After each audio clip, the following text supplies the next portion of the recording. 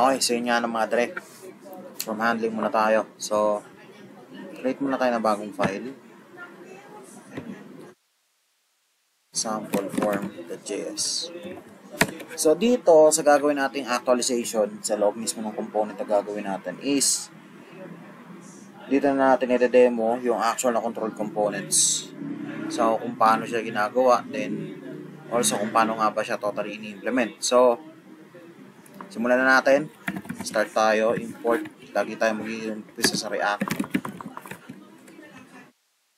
Tapos, create tayo ng class name or yung function name para sa component. Either mag-const tayo. Tapos, pangalanan natin na sample form is equals to close parenthesis. Yan. Ayan. So, pag-create na tayo ng sample function natin, export naman tayo. Default.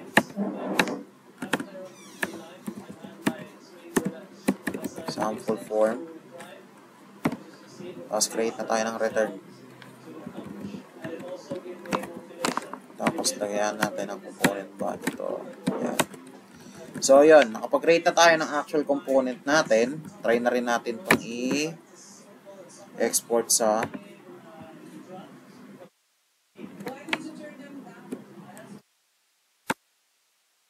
app.js. Sample form. Yan. So, sample form. Tingnan natin kung magre-reflect. Compiling pa tayo. Hit natin.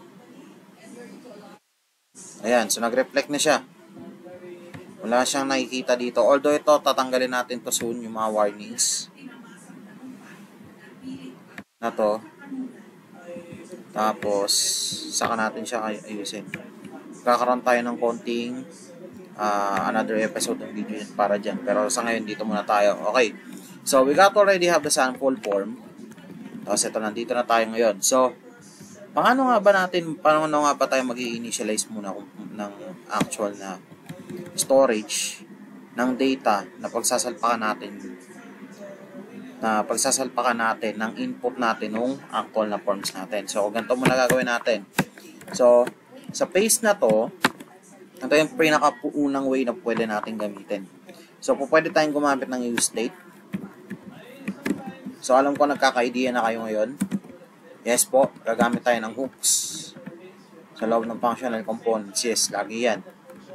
Tapos, declare tayo ng variable const is equals to, kailangan naka-array type yung magiging state natin, which is, yung pinaka-i-declare natin na value is yung current value, tapos yung actual,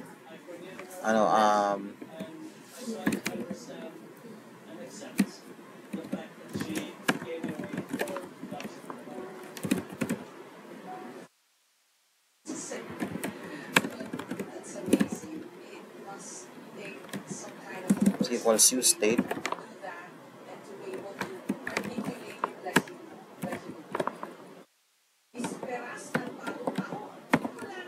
So, ito, nickname. Tapos, set nickname.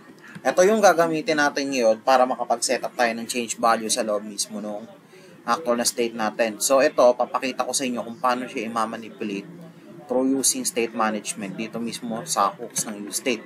So, itong nickname is yung actual na current value. Tapos, itong set nickname, dito tayo po pwede mag-setup ng another type nor another value nung actual na i-change natin or i-update natin dito mismo sa nickname gamit yung form. So, paano natin gagawin yon?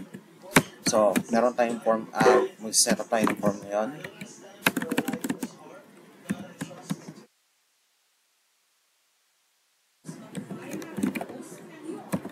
Saka tayo mag-setup ng input.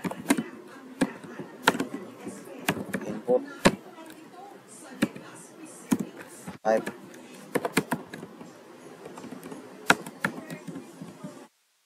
text name,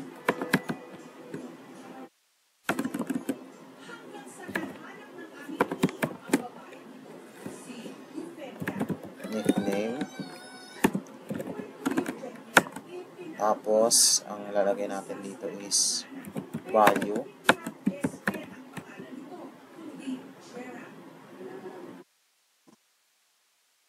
nickname, on change. So maglalagay tayo ngayon ng on change na ano dito, method. So sa ngayon wala pa tayong current na function na ilalagay. So ngayon dito tayo ngayon gagawa. So maglagay tayo ngayon ng on change na handle change value nickname. Tapos functional components ulit.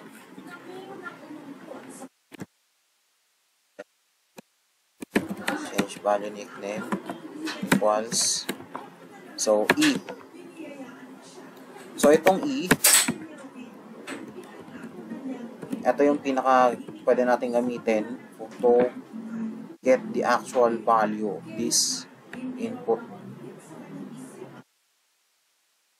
text field. Tapos saka tayo ngayon mag-create ng set nickname.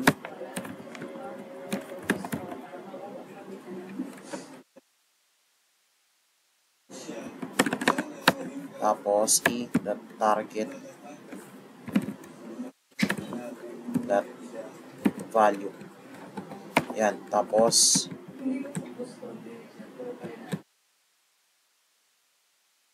console muna natin para makita natin syempre. Log nickname. Then here we go to try natin siyang i-run.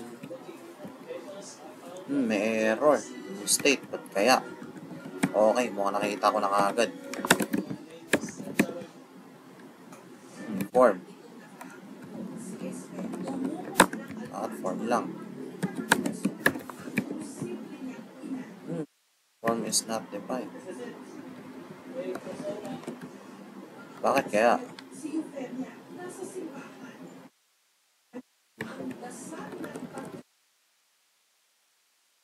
Saan nakalagay yun?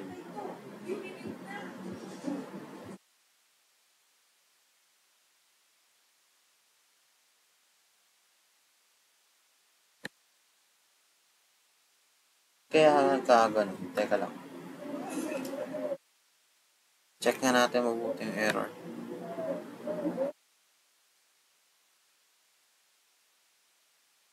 Form is not defined.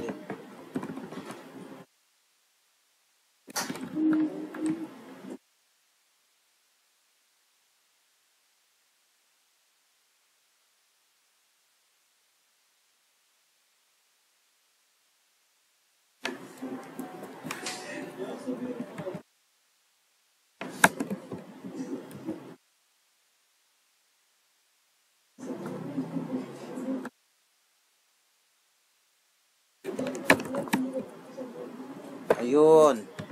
So, gumana naman siya, pero parang nakukulangan ako eh. Lagyan natin ng label.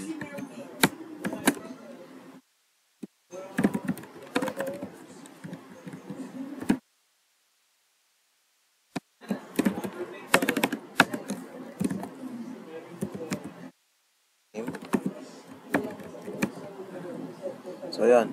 Mali. Nickname. Dapat nickname. Ayan. So, inspect natin. Control-Shift-I. Tapos lagay natin siya dito. So, ito. I-run natin. So, tingnan natin sa console kung mag-work.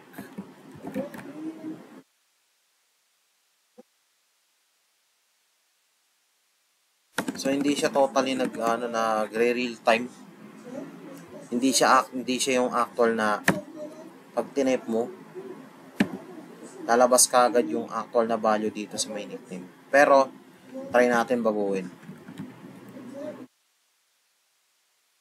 Try natin tanggalin yung value.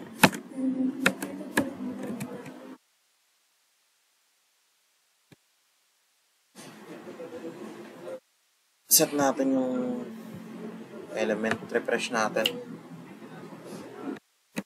Save. Wala pa rin. Medyo complicated nga ito. Sige, gawin natin. Gawin natin siya ulit.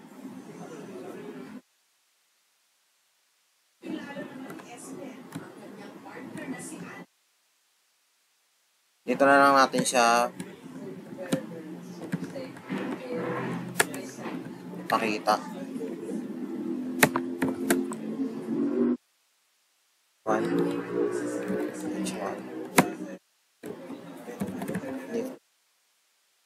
Hindi na tayo mahirapan kasi ito medyo pinapahirapan pa tayo. So, okay.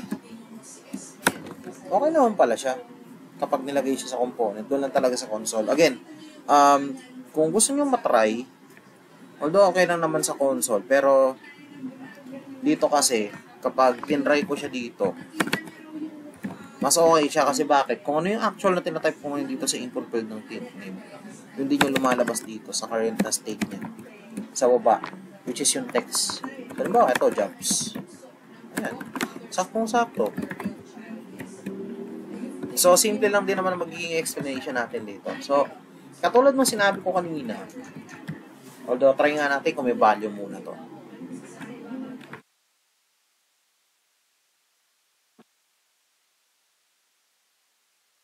Okay.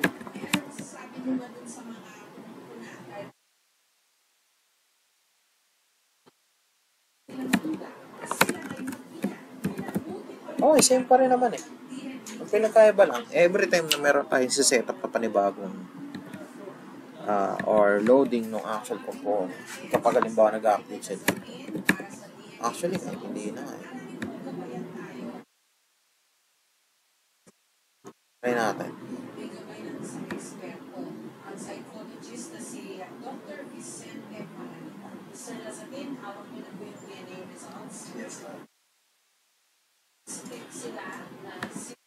Tingnan natin.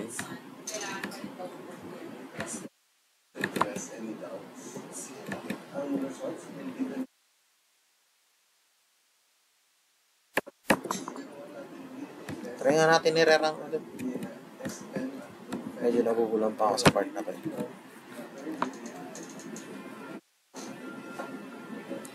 Pero alam ko nakuha na natin. Wait for it.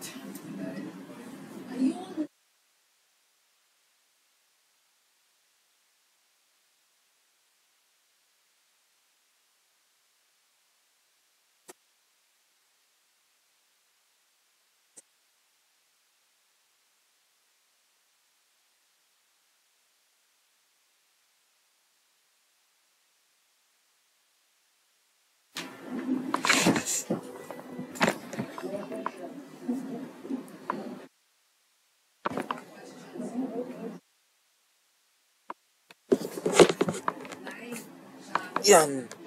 So, try natin reload ulit. Yan. So, okay. Alagay jobs. J. Okay. So, all good.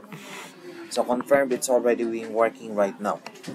So, dito ngayon, sa actual na ginawa natin, yung pinaka-first implementation na ginawa natin sa loob ng form handling natin is basically ginamitan natin siya ng functional components. So, familiar na naman kayo within the actual event handling.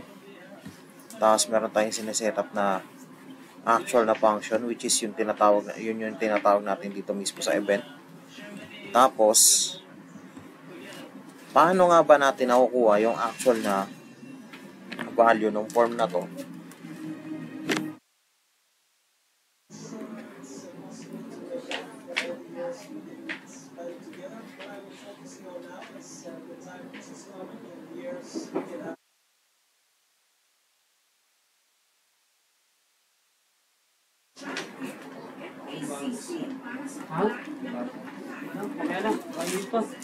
So, yung actual na value is nakukuha natin through using sa pagkuha ng event dito mismo sa actual na input field, which is dito mismo sa function in-create natin. So nag-setup tayo ng E, short for event, which is naka-declared naman siya in any type of variable. So kapag once na nag-setup tayo ng calling ng pagbabago na or pag-a-update ng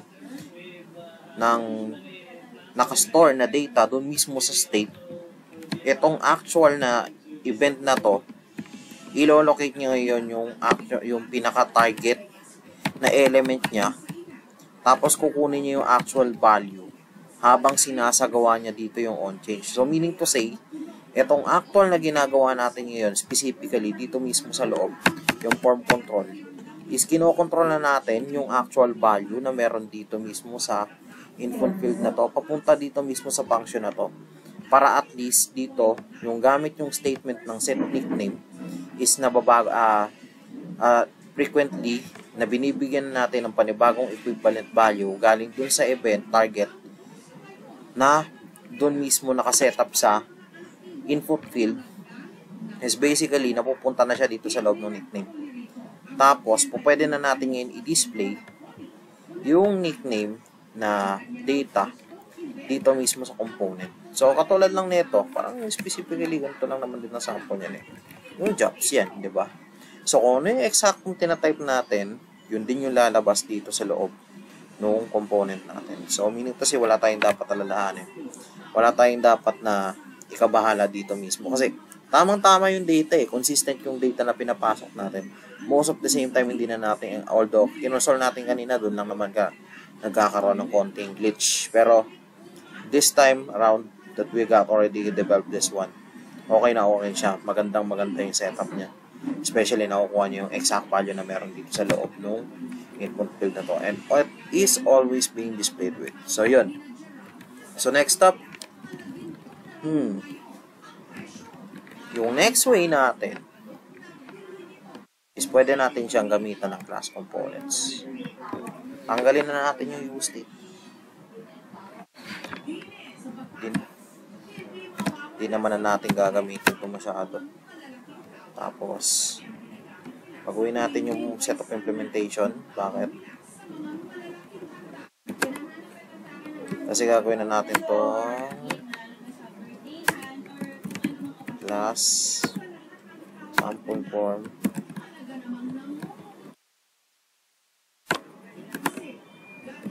extends that component public. Tama ba?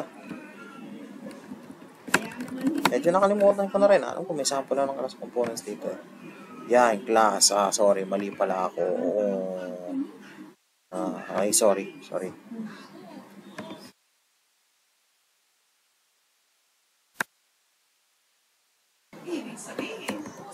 Okay, so, gawa natin ng constructor.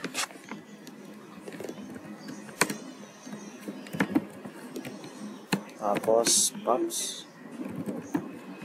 Open and close parentheses. Then, props.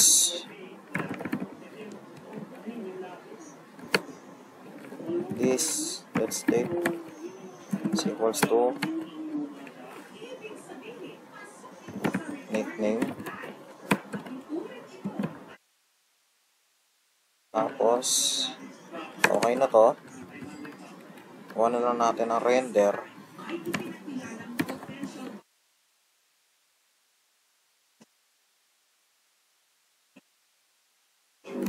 Saan tayo mag-insert ng return dito. So, yun. Ganun lang siya kasimple. Tapos, ang gagawin na lang natin dito, yun, pag-create na tayo ng function name. Pero, babaguhin lang natin ng sistema yung implementation. So, ito yung second way, This, that set state naman ang gagamitin natin. Tapos, open and close parentheses. Open and close curly braces. Nickname. Ito. equals to if target.value, then try natin siyang paganahin. Pagawin lang natin to. Meron pa pala akong kulang. This that state.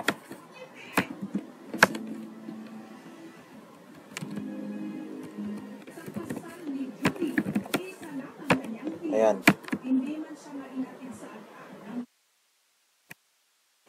Oh, may problema. Handle value is not defined. Okay, so try natin.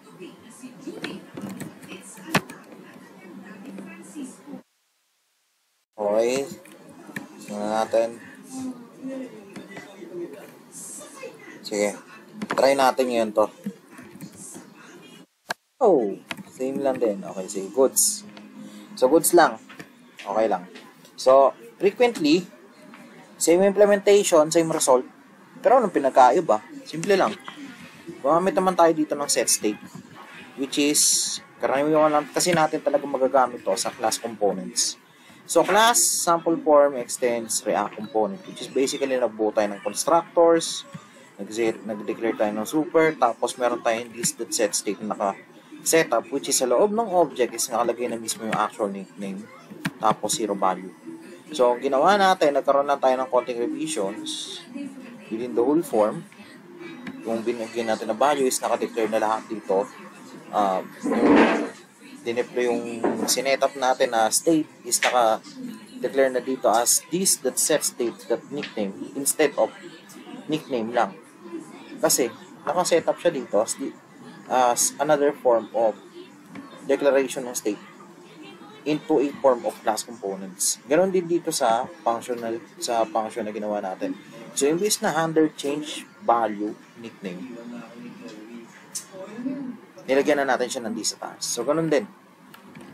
So, ganun lang din halos. Ganun lang din yung dalawang na pwede natin gawin sa form handling. Actually, ganyan na ganyan mismo yung pwede natin gawin. Pero in terms of pwede natin gamitin for searching, pwede natin gamitin for actual form submission, for registration, then also creating of a new product, so on and so forth. So, ganoon lang naman siya halos kadali. Kasi ito, dalawang way lang naman din ito halos ito turo ko sa inyo na to. Which is basically sa functional tsaka sa class components lang din naman kasi natin siya totally gagawin in all of the same through here. So, yun lang. Halos ganoon lang din naman kasimple. So, yun nga, no. So, bali, iskipan muna natin yung uncontrolled components next time. Ang gagawin muna natin kasi ngayon is more on siguro, kung napansin nyo kanina, medyo maraming warnings yung app natin. So, kailangan natin linisin. So, yun yung magiging next episode natin. Warnings. So, yun lang muna na mga dre. Maraming salamat. Stay safe and have a great day. Peace.